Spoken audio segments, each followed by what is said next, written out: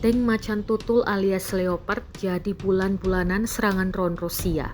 Rekamannya beredar di Telegram pada Kamis 5 Desember 2024. Dalam keterangan unggahan disebutkan, inilah momen penghancuran macan tutul 2A6 Jerman di tanah Kursk oleh awak UAV dari pengawal lintas udara ke-83. Tampak tank Jerman untuk Ukraina hancur dan terbakar. Tak hanya sekali, drone menyerang secara beruntun di Darino. Beruntung, tak ada korban jiwa yang dilaporkan dalam serangan ini. Kendati demikian, rekamannya kini telah menuai berbagai komentar dari warganet. Dan diketahui pula, hingga kini belum ada tanda-tanda perang antara Rusia dan Ukraina akan berakhir.